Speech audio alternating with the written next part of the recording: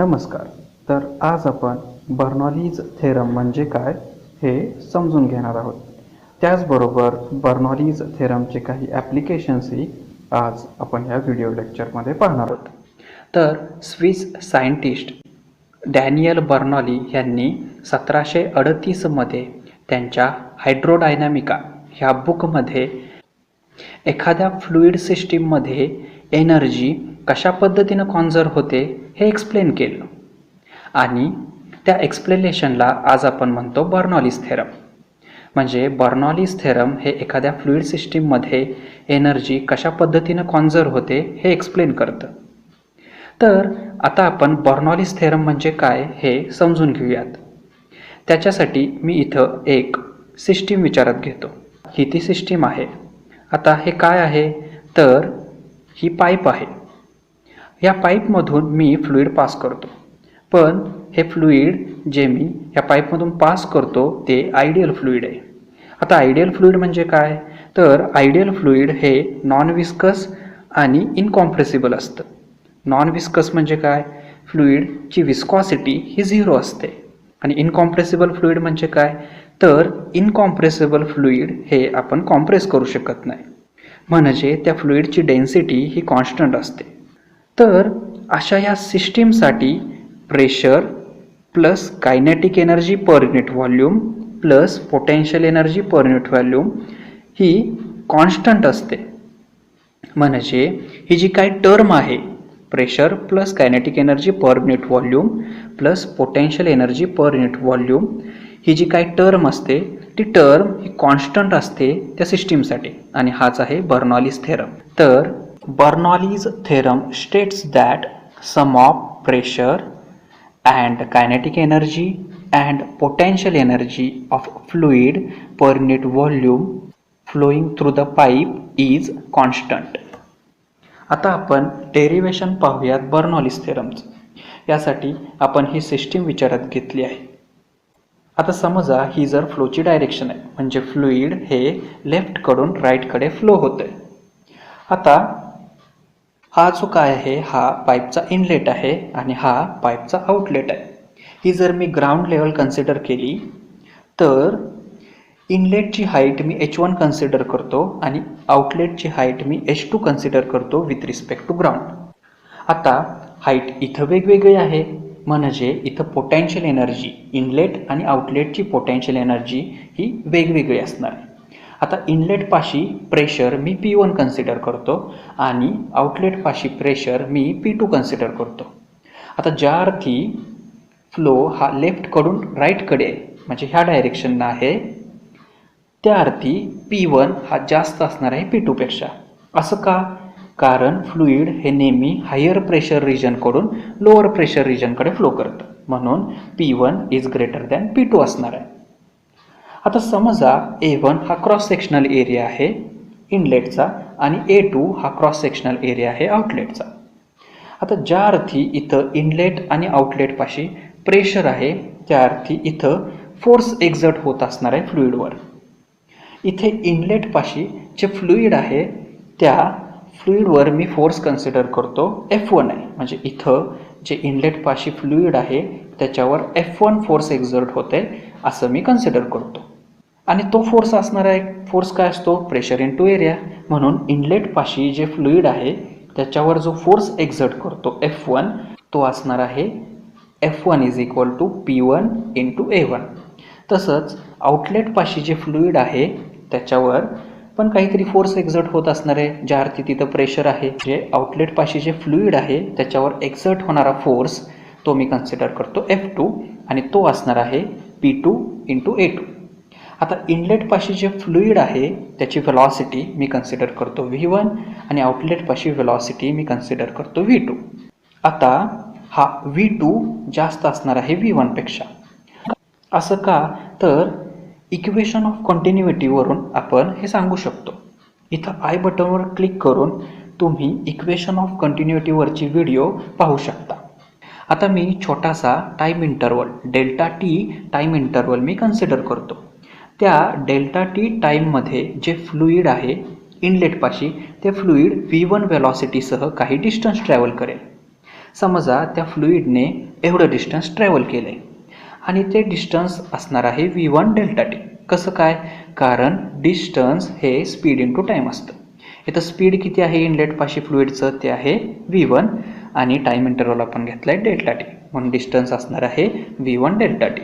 आता इनलेटपाशी जे फ्लुईड होतं त्या फ्लुईडनं काही डिस्टन्स ट्रॅव्हल केलं ह्या पाईपमध्ये, त्यामुळं काही फ्लुईड हे त्या पाईपमध्ये आतमध्ये येईल. आता किती फ्लुईड त्या पाईपमध्ये आतमध्ये आले तर ते मी कन्सिडर करतो डेल्टा व्ही व्हॉल्यूम एवढं, म्हणजे डेल्टा टी टाईममध्ये डेल्टा व्ही व्हॉल्यूम असणार फ्लुईड हे त्या पाईपमध्ये आतमध्ये आले. आता ज्या अर्थी डेल्टा व्ही व्हॉल्यूमचं फ्लुईड हे आतमध्ये आले त्या अर्थी डेल्टा व्ही व्हॉल्यूमचं फ्लुईड हे त्या पाईपमधून बाहेर पडलं पाहिजे, तरच सिस्टीम ही कंटिन्युअस राहील. त्यामुळे आउटलेटपाशी डेल्टा व्ही व्हॉल्यूम एवढं फ्लुईड हे बाहेर पडेल डेल्टा टी टाईममध्ये. आता जे डिस्टन्स ट्रॅव्हल केलं असेल फ्लुईडनं आउटलेटपाशी ते असणार आहे V2 डेल्टा टी, म्हणजे व्हेलॉसिटी इंटू टाईम. आता आपण काय पाहिलं तर इनलेटपाशी जे फ्लुईड आहे त्यावर काही फोर्स एक्झर्ट होतोय आणि त्या फोर्समुळं फ्लुईडचं डिस्प्लेसमेंट होते V1 डेल्टा टी. म्हणजे इथं फ्लुईडवर काहीतरी वर्क होते, त्याच्यामुळेच इथं डिस्प्लेसमेंट होते. ते असणार आहे work done on the system, म्हणजे वर्क हे आपण त्या सिस्टीमवर करतोय आणि ते वर्क मी कन्सिडर करतो W1. तर ते वर्क किती असणार आहे इथं? तर वर्क काय असतोय? तर तो असतोय फोर्स इंटू डिस्प्लेसमेंट. इनलेटपाशी किती डिस्प्लेसमेंट झाली? V1 delta T. आणि इनलेटपाशी जे फ्लुईड आहे त्याच्यावर किती फोर्स आपण कन्सिडर केलं आहे? F1. म्हणून W1 काय असणार आहे? F1 into V1 delta T. आता जो फोर्स आहे तो कसा एक्सप्रेस करू शकतो आपण? Pressure into area. इनलेटपाशी प्रेशर किती कन्सिडर केला आहे आपण? P1 आणि एरिया क्रॉस सेक्शन किती आहे इनलेटचा? A1. म्हणून W1 तो काय होणार आहे? P1 A1 V1 into delta T. आता जर तुम्ही सिलेंडर कन्सिडर केला तर त्या सिलेंडरचा जो व्हॉल्यूम असतो तो असतो base into area of cross section. म्हणजे ही जी काही टर्म आहे ती टर्म ह्या सिलेंडरचा व्हॉल्यूम एक्सप्रेस करतो. इथं डायग्राममध्ये तुम्ही व्यवस्थित समजून घेऊ शकता. म्हणून ही जी टर्म असणार आहे ती टर्म काय एक्सप्रेस करते? तर व्हॉल्यूम. म्हणून काय होईल? W1 is equal to the P1 delta V. हा व्हॉल्यूम आहे, डेल्टा व्ही हा व्हॉल्यूम आहे. आता आउटलेटपाशी जे फ्लुईड आहे त्यावर पण काहीतरी फोर्स एक्झर्ट होतोय, त्याच्यामुळंच ते फ्लुईड त्या पाईपमधून बाहेर पडते आणि ते बाहेर पडल्यानंतर त्याची जी डिस्प्लेसमेंट होते ती आहे V2 डेल्टा टी. म्हणजे इथं पण काहीतरी वर्क डन होते आणि त्या वर्क डनमुळंच ते फ्लुईड ह्या सिस्टीममधून बाहेर पडते. आणि आता इथं ते वर्क डन मी कन्सिडर करतो W2. तर ते किती असणार आहे वर्क डन? तर ते असणार आहे W2 is equal to F2 into V2 delta T, म्हणजे फोर्स इंटू डिस्प्लेसमेंट. आता फोर्स कसा एक्सप्रेस करता येईल? तर तो असणार आहे प्रेशर इंटू एरिया. म्हणून W2 काय होईल? P2 A2 V2 delta T. आणि ही जी टर्म आहे ती आत्ताच आपण डिस्कस केली ती असणार आहे डेल्टा व्ही. म्हणून काय होईल? W2 is equal to P2 delta V. इथे W1 वर्क हे आपण सिस्टीमवर करतोय, इथं W1 वर्क हे आपण फ्लुईडवर करतोय, त्याच्यामुळं ते फ्लुईड ह्या पाईपमध्ये आतमध्ये येते. आणि W2 वर्क हे सिस्टीम त्या फ्लुईडवर करते, त्याच्यामुळं ते फ्लुईड ह्या पाईपमधून बाहेर जाते. म्हणजे W1 एनर्जी आपण त्या सिस्टीमला देतोय आणि W2 एनर्जी ही सिस्टीम लूज करते. म्हणजे त्या सिस्टीममध्ये काहीतरी एनर्जी शिल्लक राहिली आणि ती एक्सेस एनर्जी असणार आहे W2 मायनस W1, म्हणजे delta W excess energy is equal to असणार आहे W2 मायनस W1. इथं मी W2 ची व्हॅल्यू आणि W1 ची व्हॅल्यू सबस्टिट्यूट करतो. म्हणून काय होईल? Delta W is equal to P1 delta V minus P2 delta V. आता इथं डेल्टा व्ही मी कॉमन काढतो, त्याच्यामुळं delta W is equal to काय येईल? P2 minus P1 delta V. आता ही जी काही एक्सेस एनर्जी असणार आहे ती एक्सेस एनर्जी ही पोटेन्शियल एनर्जी आणि कायनेटिक एनर्जीमध्ये कन्वर्ट होते. आता आपण पाहूयात की हे फ्लुईड फ्लो होत असताना कायनेटिक एनर्जीमध्ये किती चेंज आला आहे. इनलेटपासून आउटलेटपर्यंत जाताना फ्लुईडच्या कायनेटिक एनर्जीमध्ये किती चेंज येईल हे आपण पाहूयात. तर कायनेटिक एनर्जी काय असते, हाफ mv². मी काय करतो, change in kinetic energy, delta kinetic energy is equal to आउटलेटपाशी किती कायनेटिक एनर्जी असणार आहे मायनस इनलेटपाशी किती कायनेटिक एनर्जी असणार आहे. म्हणून ते काय होणार आहे, आउटलेटपाशी किती कायनेटिक एनर्जी असणार आहे, हाफ mv², आणि इनलेटपाशी किती कायनेटिक एनर्जी असणार आहे, हाफ mv1². म्हणून काय होणार, change in kinetic energy is equal to half mv2² minus half mv1². आता इथं मी हाफ m कॉमन काढतो, त्याच्यामुळे काय इक्वेशन होईल, डेल्टा कायनेटिक एनर्जी म्हणजे change in kinetic energy is equal to half m in bracket v2² minus v1². आता इथं जो मास आहे तो मी एक्सप्रेस करू शकतो डेन्सिटी आणि व्हॉल्यूममध्ये. काय रिलेशन आहे, mass is equal to the density into volume. म्हणून मी इथं सबस्टिट्यूट करतो मासची व्हॅल्यू. म्हणून काय येईल, तर change in kinetic energy is equal to half rho delta V in bracket v2² minus v1². आता पाहूयात की या सिस्टीममध्ये पोटेन्शियल एनर्जी किती चेंज झाली. म्हणजे फ्लुईड हे इनलेटपासून आउटलेटपर्यंत जाताना त्याच्यामध्ये किती पोटेन्शियल एनर्जीचा चेंज येतोय हे आपण पाहूया. तर चेंज इन पोटेन्शियल एनर्जी काय असते, तर ते असते mgh. मी काय करणार, change in potential energy is equal to potential energy at outlet minus potential energy at inlet. तर पोटेन्शियल एनर्जी ॲट आउटलेट किती आहे, तर ते आहे mgh2, आणि पोटेन्शियल एनर्जी ॲट इनलेट किती आहे, ते आहे mgh1. मी काय करतो, व्हॅल्यू सबस्टिट्यूट करतो. म्हणून काय येईल, change in potential energy is equal to mgh2 minus mgh1. आता इथं mg ही टर्म मी कॉमन काढतो, त्याच्यामुळे काय होईल, change in potential energy is equal to mg in bracket h2 minus h1. आता इथं पण जी मासची टर्म आहे ती मासची टर्म मी रो आणि डेल्टा व्ही मध्ये एक्सप्रेस करतो, म्हणजे डेन्सिटी आणि व्हॉल्यूममध्ये एक्सप्रेस करतो. म्हणून काय इक्वेशन येईल, तर change in potential energy is equal to rho delta V into g in bracket h2 minus h1. आता जी एक्सेस एनर्जी आहे ती एनर्जी कायनेटिक एनर्जी आणि पोटेन्शियल एनर्जीमध्ये कन्वर्ट होईल. म्हणून delta W is equal to change in kinetic energy plus change in potential energy. आता मी व्हॅल्यू सबस्टिट्यूट करतो प्रत्येक टर्मच्या, त्याच्यामुळे इक्वेशन काय येईल, तर delta V in bracket p2 minus p1 is equal to half rho delta V in bracket v2² minus v1² plus rho delta V into g in bracket h2 minus h1.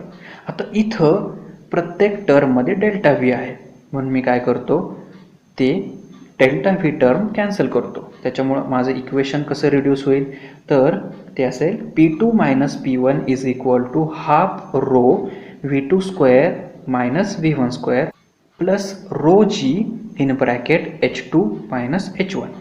आता मी काय करतो, ह्याच्या ब्रॅकेटच्या term आहेत त्या ब्रॅकेटच्या term मी simplify करतो, म्हणजे हा bracket solve करून घेतो. म्हणून माझं इक्वेशन काय येईल, p2 minus p1 is equal to half rho v2² minus half rho v1² plus rho g h2 minus rho g h1. आता मी काय करतो, ज्या 1 वाल्या टर्म आहेत त्या मी लेफ्ट हँड साईडला घेतो आणि ज्या 2 वाल्या टर्म आहेत त्या मी राईट हँड साईडला ठेवतो. त्याच्यामुळे मग इक्वेशन काय होईल, तर ते असेल p1 plus half rho v1² plus rho g h1 is equal to p2 plus half rho v2² plus rho g h2. आता ही जी काय टर्म आहे ती कशासाठी टर्म आली, तर ती असणार आहे इनलेटसाठी, आणि ही जी काय टर्म आली राईट हँड साईडची तर ती कशासाठी असणार आहे, आउटलेटसाठी. म्हणजेच हे इक्वेशन काय सांगतं, p plus half rho v² plus rho g h ही जी काय टर्म आहे ती टर्म ही कॉन्स्टंट राहते, म्हणजे फ्लुईडमध्ये ही टर्म कॉन्स्टंट राहते.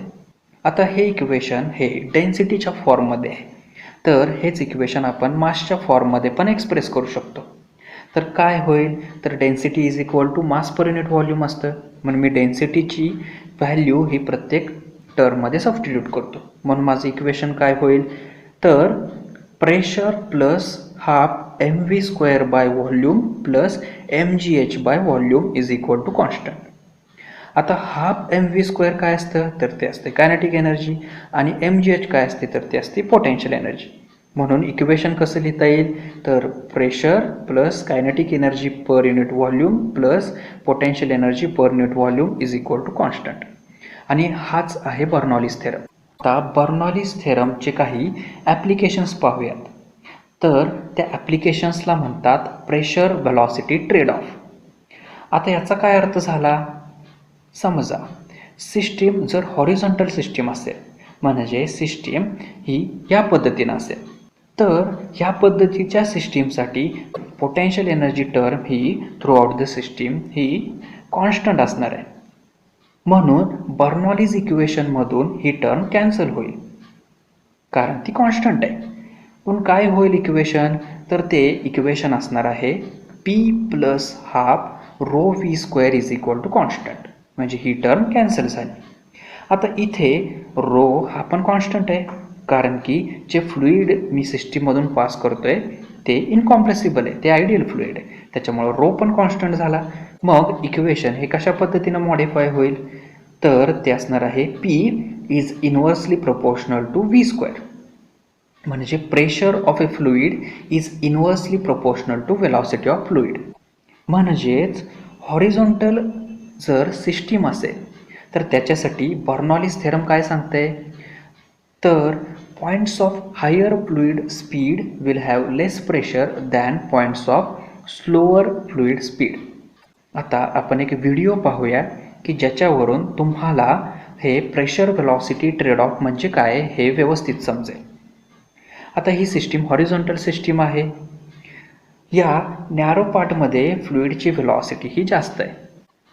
कशावरून तर इक्वेशन ऑफ कंटिन्युटीवरून. आता इथं तुम्ही व्हिडिओमध्ये पण इथं व्हेलॉसिटी ही जास्त आहे हे बघू शकता. आणि बर्नॉलिस प्रिन्सिपल काय सांगते जर व्हेलॉसिटी जास्त असेल तर तिथं प्रेशर हे कमी असणार आहे. त्याच पद्धतीनं हे जे पार्ट आहेत तर ह्या पार्टमध्ये व्हेलॉसिटी ही कमी आहे. जर व्हेलॉसिटी कमी असेल तर प्रेशर इथं हे जास्त असणार आहे. तर आता आपण ॲप्लिकेशन पाहूयात बर्नॉलिस थेरमचं. हे काय आहे तर ही विंग आहे एरोप्लेनची. आता प्लेन्सच्या विंगचा शेप हा ह्याच पद्धतीनं का असतो तर याचं उत्तर बर्नॉलिस थेरममध्ये आहे. आता हे विंग एअरमधून फ्लो होताना त्याच्याभोवती एअर हे कशा पद्धतीनं फ्लो होईल तर इथं ह्या डायग्राममध्ये दाखवलेलं आहे. आता जो बॉटम पार्ट आहे त्या बॉटम पार्टमध्ये जे स्ट्रीमलाईन्स आहेत ते स्ट्रीमलाईन्स हे सरळ निघून जात आहेत. पण टॉप साईडला जे स्ट्रीमलाईन्स आहेत जे एअर स्ट्रीमलाईन्स आहेत त्याचा फ्लो हा या पद्धतीने आहे. आता इथं जे विंग्सच्या टॉप साईडला स्ट्रीमलाईन्स आहेत त्या स्ट्रीमलाईन्सनं जास्त डिस्टन्स ट्रॅव्हल केले as a compare to bottom streamlines. आता ज्या अर्थी या स्ट्रीमलाईन्सनं जास्त डिस्टन्स ट्रॅव्हल केले त्या अर्थी त्याची व्हेलॉसिटी ही जास्त असणार आहे as a compare to bottom streamlines. आता जे मी सांगतोय ते इथं ह्या व्हिडिओमध्ये तुम्हाला नीट व्हिज्युअलाइज होईल. इथं टॉप साईडला जो एअर फ्लो आहे त्याची व्हेलॉसिटी ही जास्त आहे as a compare to bottom साईडला जो एअर फ्लो आहे त्याच्यापेक्षा. आता इथे आपण बर्नॉलिस थेरम वापरूयात.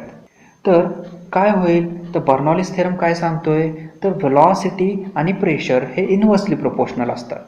इथे विंग्सच्या टॉपला जो एअर फ्लो आहे त्याची व्हेलॉसिटी जास्त आहे त्याच्यामुळं इथं प्रेशर कमी असणार आहे आणि इथं बॉटम साईडला व्हेलॉसिटी कमी आहे त्याच्यामुळं ह्या रिजनमध्ये प्रेशर हा जास्त असणार आहे.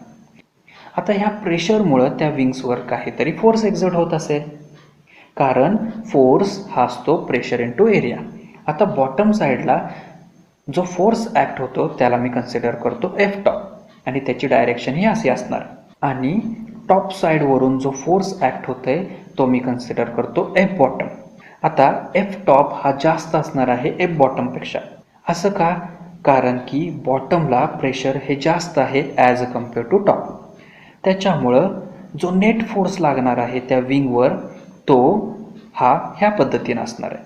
म्हणजे जो नेट फोर्स आहे तो नेट फोर्स त्या विंग्सला वर ढकलतोय, म्हणजे त्या विंग्सला काहीतरी लिफ्ट मिळते. आता त्या विंगला जर लिफ्ट मिळत असेल तर त्या प्लेनला पण काहीतरी लिफ्ट मिळेल आणि त्या लिफ्टमुळं जे प्लेन असतं ते प्लेन हे हवेत उडू शकतं. तर मी अशी अपेक्षा करतो की तुम्हाला बर्नॉलीज थेरम म्हणजे काय हे समजलं असेल आणि त्याचबरोबर बर्नॉलीज थेरमचे ॲप्लिकेशन्सही तुम्हाला समजले असतील.